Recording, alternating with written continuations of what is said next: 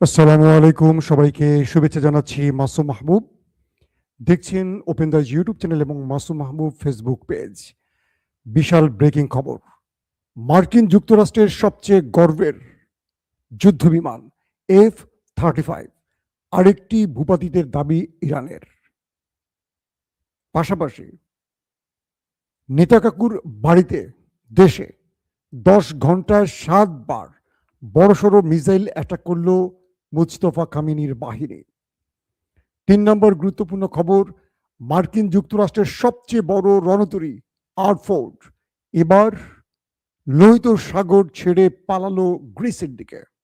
দর্শক, ইরান নতুন ধরনের এবার ওয়ারহেড ব্যবহার করে নেতাকাকুর বাড়িতে ব্যাপক তাণ্ডব চালাচ্ছে। এছাড়া আরো অনেকগুলো গুরুত্বপূর্ণ খবর থাকবে আজকের লাইভ সেশনে। আমার এক দর্শক অভিযোগ করেছেন, মাসুম ভাই আমার নাম বলেন না কোনোদিন। মোহাম্মদ পিয়াস নেত্রকোনা থেকে আপনার নামটি বললাম, ঠিক আছে? আপনি সবসময় কমেন্ট করবেন। আমি অনেকের নাম জানি, কারণ যারা নিয়মিত কমেন্ট করে। আমি আমার ইরাকের ভাই ইউসুফ খানকে দেখতে পাচ্ছি না। মামুন জিলানি নোয়াখালী সোনাইমুড়ি থেকে। দর্শক সবাই আসছেন লাইনে। ফেসবুকে আমি এখনো কম দেখতে পাচ্ছি, ইউটিউবে মোটামুটি ঢুকেছেন অনেকে। যে ঢাকা থেকে দেখছেন, অনেকে আফ্রিকা থেকে মামুন দেখছেন, সাউথ আফ্রিকা। মালয়েশিয়া থেকে মোহাম্মদ রাকিব মাহমুদ, চাঁদপুর থেকে দেখছেন, মালয়েশিয়া থেকে শামীম। মাসুদ ভাই ইসরায়েলের খবরটা দেন। জি, খবরটা দেওয়া শুরু করি। এই লাইভটা ছোট করব 10-12 মিনিটের মধ্যে, ওকে? রাত 11টা থেকে 12টা আরেকটি লাইভে আসবো। চমৎকার কিছু তথ্য গুছিয়ে রেখেছে আপনাদের জন্য। এখন দিচ্ছি বিকেলের যে লাইভটা করেছি তারপরের। আজকে দিনে কিন্তু আমাদের দুটো লাইভ হয়ে গেছে, একটা 11টায়, একটা সন্ধ্যা, একটা বিকেল 3:30টায়। অবশ্যই দেখবেন। তারপরের আপডেট দিচ্ছি আজকের লাইভে। প্রথম যে খবরটি দিয়ে শুরু করতে চাচ্ছি সেটি হলো, তেল আবিব তামাতামা হয়ে যাচ্ছে।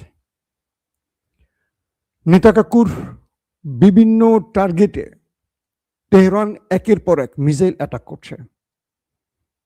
তেহরান দাবি করছে তারা টাইপ 4 মিসাইল এবার শত্রুর বিরুদ্ধে ব্যবহার শুরু করে দিয়েছে। এতদিন তারা বলেছে তারা যে অ্যাটাকগুলো করেছিল মিসাইল দিয়ে, এগুলো ছিল 1 যুগ আগের তৈরি মিসাইল।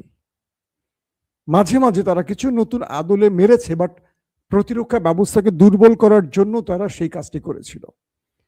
এখন যে মানে ইরানের পক্ষ থেকে যে দাবিটি করা হচ্ছে সেটি হলো, তারা এখন ব্যবহার করছে টাইপ 4 এবং নতুন ভেরিয়েন্টের, নতুন ধরনের তারা ওয়ারহেড ব্যবহার করছে এখনকার মিসাইলগুলোতে।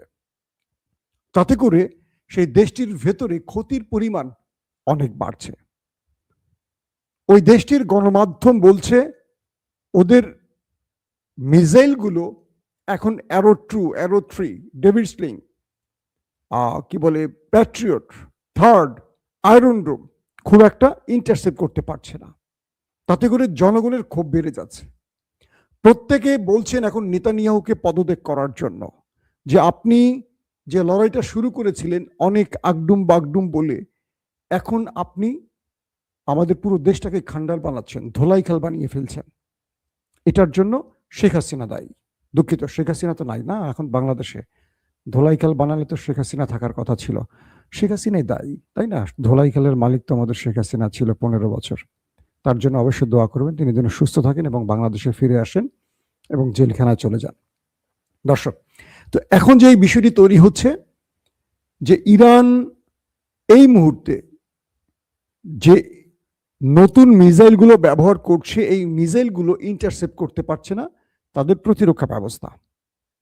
তাদের জনগণ বলছে, তুমি এতদিন বলছো পৃথিবীর সেরা প্রতিরক্ষা ব্যবস্থা তোমার কাছে আছে, তুমি তোমার জনগণকে বলছো একটা পাখি তো দূরের কথা, একটা তেলাপোকা, একটা পিঁপড়া ঢুকতে পারবে না তোমার দেশের ভেতরে, শত্রুর আক্রমণ তো নাই।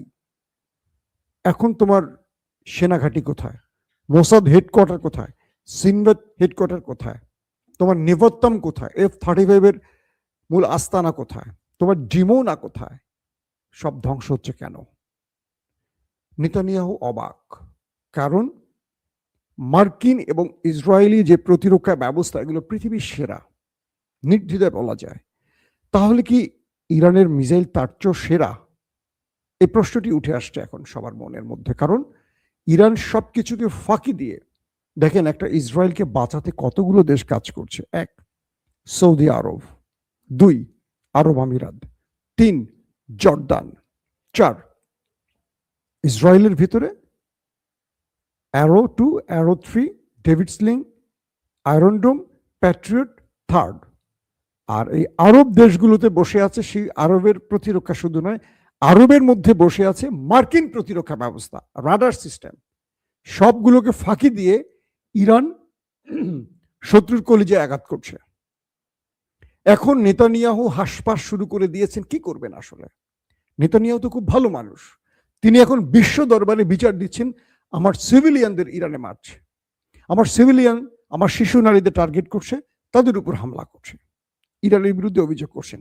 তিনি গাজার কথা বলছেন না, যে গাজায় কত হাজার শিশু মারা গেছে। এই পরিস্থিতিতে ইরানের নতুন মিসাইলগুলো নিয়ে পরীক্ষা নিরীক্ষা শুরু করে দিয়েছে আমেরিকা এবং ইসরায়েল, যে কি ধরনের ওয়ারহেড ব্যবহার করছে। আবার মাঝে মাঝে ইরান ক্লাস্টার ওয়ারহেড ব্যবহার করছে, একটা মিসাইলে 50 থেকে 100টি। এতগুলো মিসাইল, মানে এতগুলো ওয়ারহেডকে কোনো ইন্টারসেপ্ট করতে পারে না, যে কারণে বারবার তারা ধরা খাচ্ছে। এজন্য এখন আমেরিকা বা ডোনাল্ড ট্রাম্প 5 দিনের বলছে যে আমরা আর হামলা করব না। পাশাপাশি কয়েকটি রাষ্ট্রের মাধ্যমে যুদ্ধবিরতিরও চিন্তা করছে, কিন্তু ডোনাল্ড ট্রাম্পকে ইরান যে শর্ত দিয়েছে, এই শর্ত মানলে ডোনাল্ড ট্রাম্পের আর কিচ্ছু বাকি থাকে না, তার বিদায় নিয়ে চলে যেতে হবে ইমপিচমেন্টের মাধ্যমে। নাম্বার 2, যেটি বলছিলাম যে তেল আভিভকে তামাতামা করে ফেলছে, ধোলাই খেল বানিয়ে ফেলছে খামেনি বাহিনী। আর 2 নম্বর ওয়ারহেডেরটি বললাম যে ইরান এখন নতুন ধরনের ওয়ারহেড ব্যবহার করছে। 3 নম্বর যে গুরুত্বপূর্ণ খবর, ইরানের মধ্যে যে দেশটি ব্যাপক টার্গেটে হিট করছে, ইসরায়েল এবং আমেরিকা। মজার বিষয় কি জানেন, ইরান এখন তারা ভালোভাবে ইন্টারসেপ্ট করা শুরু করে দিয়েছে। ইতিমধ্যে কুয়েতের আকাশে আমেরিকার F-35 ভূপাতিতের দাবি করেছে ইরান, এবং দাবি শুধু নয়, তারা সেই বিমানটির ধ্বংস যখন আকাশ থেকে পড়ছিল মাটিতে টুপ টুপ টুপ, সেটার ভিডিও প্রকাশ করে বলছে যে এটি ইরান করেছে। আমেরিকা বলছে এটি মিথ্যে অভিযোগ, যান্ত্রিক ত্রুটির কারণে এটি ধ্বংস হয়েছে। F-35 যান্ত্রিক ত্রুটির কারণে ধ্বংস হয়ে গেল। এর আগে প্রায় 4টি F-16, F-15 এবং একাধিক F-16 ধ্বংস হলো। প্রায় 20-এর অধিক যুদ্ধ বিমান হারালো আমেরিকা, ইসরায়েলও হারালো অনেকগুলো, বেশ কিছু ড্রোন, সব কি ভৌতিকভাবে অলৌকিকভাবে হারিয়ে ফেললো এই দেশ দুটো। ইরান যখন বলছে যে আমরা কুয়েতের আকাশে হিট করে F-35কে ওপারে পাঠিয়ে দিয়েছে, তখন আমেরিকা বলছে যে এটি ইরানের মিথ্যে দাবি, এটি যান্ত্রিক ত্রুটির কারণে, এটি আমেরিকা কি বলে ইরান শুট করেনি। যাক, যুদ্ধক্ষেত্রে এরকম অভিযোগ, পাল্টা অভিযোগ থাকবে। প্রশ্ন হলো এই F-35 এটা তো কোনো রাডার ধরতে পারে না, স্টিলথ প্রযুক্তির এই যুদ্ধ বিমানকে ইন্টারসেপ্ট দূরের কথা, রাডারই তো খুঁজে পায় না, তাহলে ইরান কি করছে? তখনই কিছু কিছু গণমাধ্যম বলছে ইরানের কাছে রাশিয়ান আকাশ প্রতিরক্ষা সিস্টেম S-400 পৌঁছে গেছে বা এটা অ্যাক্টিভ হয়ে গেছে। তাহলে এটা অপারেট করছে কারা? কিছু কিছু মাধ্যম বলছে যে রাশিয়া এটা অপারেট শুরু করে দিয়েছে ইরানের ভূমিতে বসে। কিছু কিছু মাধ্যম দাবি করছে যে না, রাশিয়া এটি অপারেট করছে না, রাশিয়া ইরানি অপারেটরদের শিখিয়ে দিয়েছে কিভাবে এটাকে অপারেট করতে হয়। তো S-400 যদি ইরানের কাছে পৌঁছে যায়, তাহলে দেশ দুটির ঘাম ছুটে যাবে, কারণ এটি 5ম প্রজন্মের আকাশ প্রতিরক্ষা ব্যবস্থা, এবং এটির ভারতের কাছেও আছে এবং এটি তুরস্কের কাছেও আছে। এবং চীন ইরানকে যে প্রযুক্তি দিয়ে হেল্প করছে, তার একটা খুব ইন্টারেস্টিং ব্যাপার হলো, ভারতের S-400কে পাকিস্তান কিন্তু অ্যাটাক করছিল বুনিয়ানো মারসুসে, আপনারা জানেন, 5টি রাফায়েল খেয়ে দিয়েছিল এবং S-400কে হিট করেছিল। চীনের জানা আছে কিভাবে রাশিয়ান তৈরি S-400কে বোকা বানাতে হয় বা এটার ব্যাটারিকে ধ্বংস করতে হয়।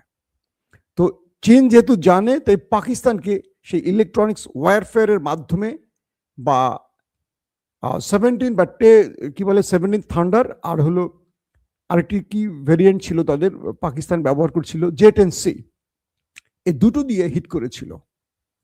তো এবার বলা হচ্ছে যে ইরান রাশিয়ার S-400 ব্যবহার করছে, যে কারণে আকাশে সফলভাবে আমেরিকা এবং ইসরায়েল অ্যাটাক করতে পারছে না ইরানের বিরুদ্ধে, এবং কুয়েতের আকাশে লুটিয়ে পড়েছে একটি।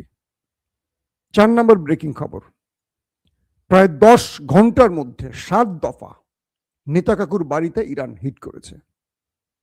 যেটা শুরুতেই বলছিলাম, এটা হলো সংযুক্ত খবর। এই 10 ঘন্টার মধ্যে দেশটির জনগণ বাংকারে বসেছিল, খাওয়া দাওয়া, স্নান, টয়লেট সব এক জায়গায়, তাদের বাড়িতে ওঠার সুযোগ দেয়নি। 10 ঘন্টা 7 দফা, মানে সাইরেন বাজছে, হিট হয়েছে, সাইরেন বন্ধ, জনগণ পোটলা পাটলা গুছাইছে, তারা আসবে, রাস্তায় এসে বাড়ির উদ্দেশ্যে পা বাড়াচ্ছে, আবার সাইরেন বাজছে, আবার বাংকারে গিয়া ইয়ানফসি শুরু করছে, আবার সাইরেন থেমে গেছে, আবার সাইরেন বাজছে। এভাবে করে 10 ঘন্টার মধ্যে 10 দফা দেশটির ভেতরে নেতা কাকুর বাড়িতে ব্যাপক হিট করেছে তেহরান। এবং 7 দফা হিটে পুরো দেশটির ভেতরে যে ফুটেজ দেখলাম, ভয়াবহ অবস্থা, আগুন জ্বলছে আর আকাশ কালো হয়ে গেছে ধোঁয়ার কুণ্ডলিতে। অর্থাৎ তাদেরকে আর নিস্তার দিচ্ছে না, ঘুমোতে দিচ্ছে না কোনো রকম। আরেকটি ঘটনা এসছে যে ইরান এই মুহূর্তে MARV প্রযুক্তি ব্যবহার করছে। এই সিস্টেমটির মাধ্যমে নতুন করে শত্রুদের চমক দিচ্ছে। এটা নিয়ে আমি ডিটেল আপনাদের রাতের খবরে বলবো। তো এখন যেটি হলো, এই MRV সিস্টেমটির কারণে শত্রু ইরানের বিরুদ্ধে আকাশটাকে সফলভাবে আর ব্যবহার করতে পারছে না। এবং ইরান যুদ্ধের এই পর্যায়ে এসে যে ধারাবাহিক কৃতিত্ব দেখাচ্ছে, সাফল্য দেখাচ্ছে, ততটুকু পিছিয়ে যাচ্ছে দেশ দুটো, মানে ওই দেশ দুটো, আমার চাচ্চু আর কাক্কু, বুঝছেন তো, নেতা কাক্কু আর ড্রাম চাচ্চু। এখন ইরান বলছে যে আমরা সামনের দিনগুলোতে আরো নতুন ধরনের মিসাইল ব্যবহার করব।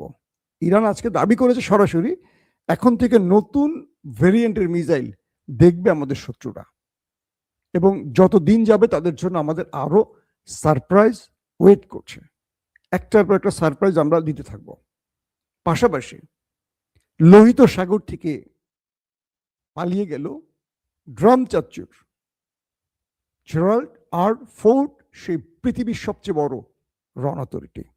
আপনারা জানেন এই রণতরীতে আগুন ধরে যায় ইরানের হিটে, যদিও তারা বলছে যে যান্ত্রিক ত্রুটির কারণে 30 ঘন্টা আগুন জ্বলে, এবং এটার মধ্যে 650 টয়লেট আছে, 5000 যোদ্ধা এইটার মধ্যে থাকেন। বলা হচ্ছে আগুন ধরার কারণে টয়লেটগুলো সব ক্ষতিগ্রস্ত হওয়ায় ভেতর থেকে সব মলমূত্র বেরিয়ে আসে, এবং এটার ভেতরে যারা ছিলেন মার্কিন সেই স্পেশাল কমান্ডো, তারা দুর্গন্ধে সেখানে অসুস্থ হয়ে পড়েন। প্রচন্ড অসুস্থতার কারণে এটি পেন্টাগনকে তারা জানান। এরপর তাদের সেনাদের নিরাপত্তা, শারীরিক সুস্থতার জন্য দ্রুত সেটিকে গ্রিসে পাঠানো হয়, সেখান থেকে এটি পরবর্তী নির্দেশনা অনুযায়ী মুভ করবে। তার মানে ইরান হরমুজ দখলে রেখেছে, লোহিত সাগর থেকে খেদিয়ে জেরাল্ড আর ফোর্ডকে গ্রিসে পাঠিয়েছে। এখন কি করবে আমার চাচ্চু আর কাক্কু? তাদের জন্য আসলে আমাদের এখন মুনাজাত করতে হবে, আর কিছু করার নেই। ইরান আবারও প্রকাশ করেছে তাদের গোপন তথ্য। সেটা কি? তারা বলছে নতুন মিসাইলের জন্য নতুন চমক, ওয়েট করো নেতা কাক্কু। আর ড্রামকে বলছে তুমি যদি যুদ্ধবিরতি চাওই, মনে মনে না, প্রকাশ্যে আসো, এসে আমাদের যে শর্তগুলো দিয়েছি সেই শর্তগুলো মানো, তারপর আমরা চিন্তা করব। তবে শিগগিরই ইরান হরমুজ প্রণালীতে ট্যাক্স বা টোল আদায় শুরু করবে। এটা আরেকটা নতুন চমক হবে আমাদের জন্য। দর্শক, বিদায় নিচ্ছি। রাত 11টা থেকে 12টা ইনশাআল্লাহ আরেকবার আপনাদেরকে ব্রেকিং খবর দেওয়ার চেষ্টা করব। আর যারা আজকে দিনের প্রথম দুটো সকাল 11টা আর বিকেল 3:30 দুটো লাইভ আছে, সেখানে যথেষ্ট আপডেট খবরগুলো আছে, আপনারা আরেকবার দেখে নিতে পারেন। আমি যাদের খবর এখন নামগুলো বলিনি, দুঃখ নেবেন না মাসুম ভাই, আমার বাড়ি ঝিনাইদহ। আপনার বাড়ি কোথায়? আমার বাড়ি কোথায় বলবো না। তাহলে স্পেশাল একটা ডিস্ট্রিক্টের প্রতি আপনাদের আমার ভালোবাসা প্রকাশ হয়ে যাবে। আমার পুরো বাংলাদেশি বাড়ি ভাই। ওকে, আল্লাহ হাফেজ।